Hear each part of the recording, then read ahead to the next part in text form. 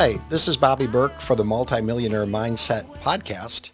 I'm here today to talk about my practice with my good friend from Arkadios Capital, Paul Pilcher. Thanks, Bob. Really enjoyed being here and looking forward to the conversation. It's going to be fun. Love it. Robert Burke Jr. is known as Bob or Bobby to his family, friends, and clients. Bobby is committed to helping clients find a clear path to financial success and has been recognized for his commitment to exceeding professional standards in the financial service industry. Bobby holds his Series 7 and 63 licenses, as well as life and health insurance. Away from work, Bobby enjoys working out, being involved with his church, and spending time with his family and friends, going to concerts, sporting events, and most importantly, traveling with his wife, Drew Burke. They also keep very busy with their kids, activities, and sports. A lot on that plate, Bob.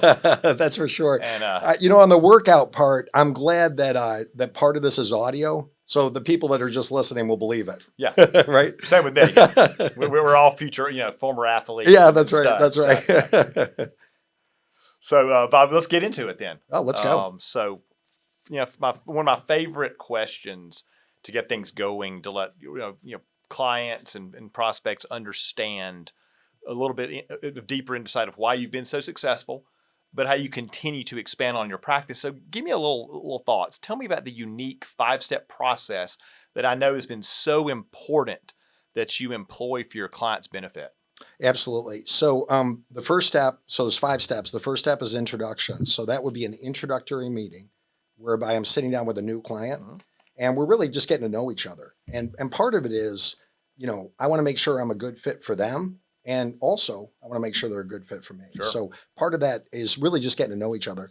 From there, the second step is going to be discovery. And discovery, we really pop the hood and figure out what's going on. What situations are they facing? What issues? What can we do to help? From there, we'll move into strategy. And that's an overarching approach in that we're just looking at everything. And then from there, as we kind of work our way through this, we move to solutions, which is bringing the right programs to the client that they're going to love and that are going to work well for them over time.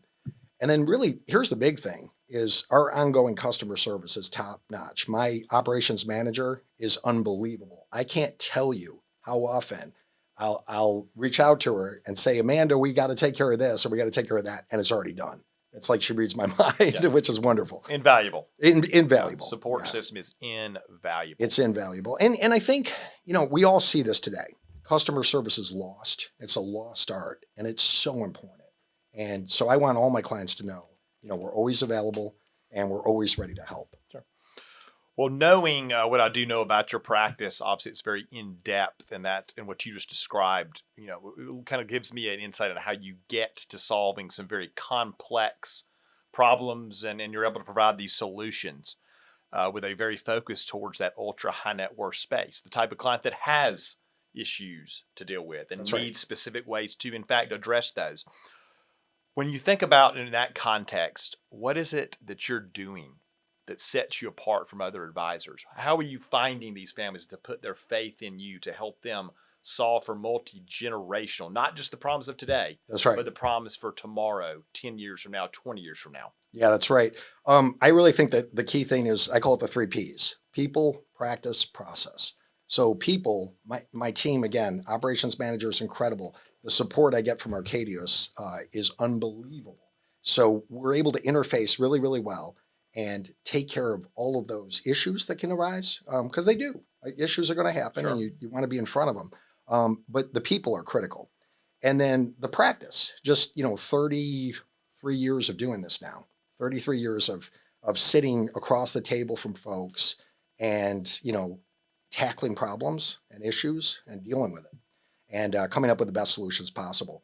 And then lastly, the process. The process that we follow is very methodical. And so it's easily replicated so that clients can have very successful results.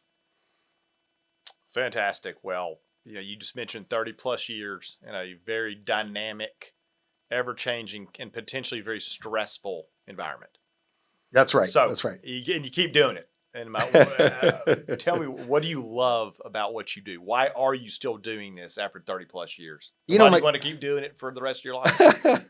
I think at some point I'm going to need to slow down, but it's not close yet. I can tell you that.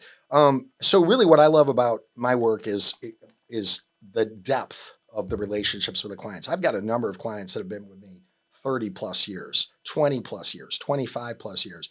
And then new clients that you get to know really quickly. Because you're tackling important issues. Sure. You're in some cases repairing portfolios. In other cases, you're tackling insurance issues or estate issues. So there's a lot that goes on there. But my very favorite part is getting to know the people and those relationships over time. The technical part's great, sure, but the people are what makes the job fun. Yeah, and I'm assuming seeing your good, all your efforts come to fruition. Yes, absolutely. Seeing someone where you've actually improved their life. I mean, it's very rewarding. So kudos to that. And in that same vein, give me our audience an example of something where you feel like you've gone above and beyond, an extraordinary customer service, be it with a new client, be it with an existing client. Yeah, give us some thought into that. Yeah, a good story for you. We've got a client who's been with me a long time, great guy. And he was in my office one day, we were doing a meeting, and I could tell he was very stressed. And I asked him, why are you stressed? What's wrong? And he was like, listen, my car's on its last legs, and I got to go buy a new car, and I'm really uncomfortable doing this. So I said, I'll go with you. So I went with my client to the car dealership, and we flipped the script on the car dealer. You know how normally they go back to the back office, talk to the manager. The whole routine. The whole routine. Yeah. So we had the routine in reverse, and he would go, I got to talk to my financial advisor. We're going to step outside. We'll come right back. But we had a good time. That was really fun. Other than that, one of the big things I'd say is that, and I mentioned this earlier, we just try to be really, really proactive with everything. So we try to stay in front of everything.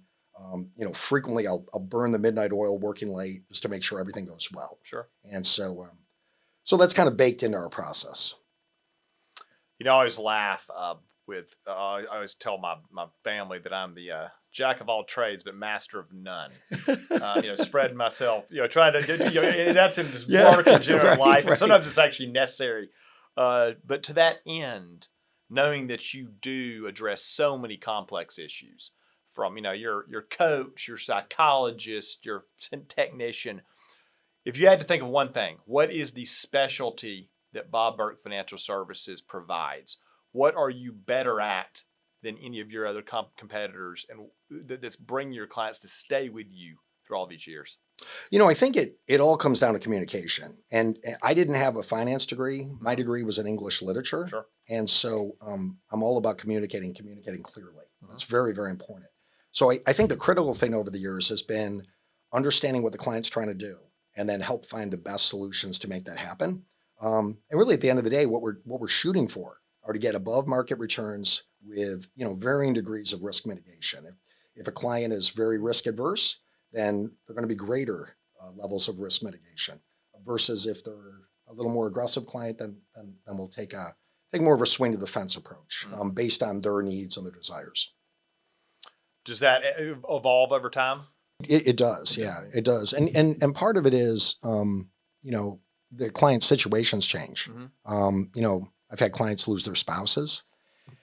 And in many cases, the spouse was kind of really on top of the finances and the surviving spouse was not. And so it's jumping back in there and really helping them understand what we're trying to do for them and what they need to do for themselves too. Have you thought about that? I think a huge area where I think there's always room for improvement, and I think whoever figures it out stands to be very successful. That multi-generational wealth transfer. Yeah. When you talked about the loss of a spouse, you talked about how do we educate, the children of current clients? How do we get them engaged so that they see the benefit of what you're providing? So you make a family a client for life, not that's right. It's that's not right. just one person. Yeah, how do we solve for that? Well, it's critical. There's no question about it. And so what I've done over the years is a number of different approaches. One would be we have a periodic family meeting where we talk to the children, any other beneficiaries, and really bring them up to speed on what's going on, of course, with the client's permission and involvement. Sure. In other cases, I'll have standing calls with the children of clients. Right. So that just to keep them up to speed, as you mentioned, with those family generational wealth issues. So No. yeah. I think it's all communication. Yeah. It's really having that open line of communication so that you're talking the stuff through. Right. No, I love it. We're talking about solving for various things that come up. In this business, there's one thing, it's not going to be boring. Right. It's part of what we do. And in an effort to constantly enhance or reinvent the offering. I know that you're dynamic, you're creative. Give me just a little tease. What are you working on right now that the audience needs to be aware of? What's Bobby Burke thinking about to continue to add benefit for his families? Yeah, we're always vetting new programs. So we're always doing our due diligence, digging into programs and making sure that we're finding the best solutions and really but vetting those before we even bring them to the client. So the client's going to see an idea. They may love it, but they don't understand that I had 3 months, 4 months of hard due diligence. In a recent case, I flew to, of all places, Cleveland, Ohio to tour a potential investment. And so you have to have boots on the ground sometimes. Sure. You just have to do whatever you need to do to make sure you've properly vetted these programs. No, that's the extra step that if you have the bandwidth to do it, it is absolutely critical. Yeah. I've been doing this a long time, and in my former background was certainly on the investment side. And reading a pitch book is one thing. Understanding the sponsors, understanding who's actually going to be touching the assets that are so important to your clients is critical. So it really is. And that's a massive differentiating factor. So well definitely. You've titled this podcast series "The Multi-Millionaire Mindset." There's a lot of books out there, a lot of different content, sure. But I'd love to get your take. What are the multimillionaires, the people that have been successful in their field, that have created multi-generational wealth for themselves and for generations? What is it about them? What are they doing differently? How are they wired differently from a habit, mindset standpoint? What makes them stand out, and how have they been so successful? I've watched this over my whole life, and I've really identified 3 things I think they do better than anybody. The first one is they stay true to their vision. Whatever their vision is, they're going to stay true to it. The second is they grind. They work harder than anybody. Their business, their opportunities are the baby in a lot of ways. And, I obviously they're focused on their families too, but when it comes to their work, they're going to make it happen. And the last thing that you might not think of right away is they're not afraid to fail. Like, sometimes certain endeavors do not work out, and they're willing to identify that, make changes, and then move forward. That's I think that's if you're going to be successful in anything, and it's certainly what you do would apply to that, is it has to be your passion. Yeah. I mean, if we don't enjoy what we're doing, then it's not, you're not going to be successful. Yeah. And sometimes it's not only it's not only measured in monetary as well. I mean, being happy and enjoying it is so important. And I think that's one thing. Seeing you engage with clients and prospects, what I've had the pleasure of doing a couple of times now, I do think that you come across someone who genuinely enjoys his relationships and gets, you feel good about what you're accomplishing. So that makes a lot of sense to me. Thank you, Paul. In addition, from a hobby standpoint, we referenced it a little bit earlier, but I know you're very well traveled. Right. Half the time when you and I are catching up, you just landed from somewhere else. Give the audience some thoughts on what are your favorite places you've been, and if you're going somewhere coming up that you're excited about. Yeah, we're so a couple of my favorite places, and really what it comes down to is it's all about the people. Mm-hmm. So I've been to Ireland 3 times now, and I love the Irish people. They're incredible. They're fun. They're friendly. They're funny, and so I really enjoy them. My wife and I went to Costa Rica a couple of years ago, and similar thing. The people were wonderful. The people made Costa Rica, so that's another place we love. And right around the corner, we're going to do an Italy trip, which I'm really excited about. So that'll be our first time to Italy. Oh, that'll be fantastic. Do you find yourself going back to the same places you and love for kind of a familiarity reason, or are you always looking for this next experience you haven't? Yeah, that's a great question. A little bit of both. Yeah, a little bit of both. Like certainly, there's places on the checklist that you want to get to. I think everybody does. Sure. And then as you get to them, if you really love a place, you think about going back to it, that type of thing. So yeah, it's fun. I just enjoy travel. It really expands you. You come back recharged and fired up, and it's just a wonderful experience. Yeah, different perspective as well. Different places, different people. I think there's always something to be gained from different insights, and you can't do it if you don't get out and see the world. So, Absolutely. Yeah. No, Absolutely. So, what's Bobby Burke's superpower? What is the talent that you possess that, if we could bottle it, I wouldn't have to do my day job anymore. Right. Well, what's the superpower that you possess that other people would love to have? I love it. First thing, I'll tell you the superpower I don't possess, which is a singing voice. Yeah. Like I do not have a singing voice. My wife, when we're at church, I think she's cringing half the time. Like my voice is pretty bad. But I do think my wife always says that I'm just a very positive person. So life will throw stuff at you. Does for all of us. And it's our ability to deal with those challenging situations that really make us, the best version of who we can be. And I strive to do that all the time. Yeah, I think people are attracted to other infectious personalities. They feed off positive energy, and there's no doubt about it. What talent or did you want to share with either your colleagues or your friends or your clients? I understand why people are attracted to it, but what would you share with others that you think can help them be more successful in their lines of work or just in their personal relationships? Yeah, I think the key is forming really good habits, right? Like there was a book written years ago, Make Your Bed. And so the idea is you make your bed first thing every day. And I was in the military and that was the first thing you did. And it might be 4 a.m, you're making your bed. So there's a couple things about that. By making your bed every day, you've got a win. You started the day with a win. You've done one thing. When you come home from a long day, your bed's made. So it kind of sets the day up for success. But I think that's the thing is for successful advisors, you need to have really good habits and disciplines and really stick with it. And that's really critical. Can you learn those habits? I mean, can you become more disciplined over time? And I know it's innate. You mentioned military experience. It probably, have probably been grinding and doing things in a very formulaic way for a long time. But over time, I'm assuming it doesn't have to be an inherent trait. You can learn that. No, I think it can be learned. And really, frankly, part of why I joined the military was I didn't think I was self-disciplined enough. Right. I actually, my parents tell the story that they overheard me talking to the recruiter and he was asking why I wanted to join the military.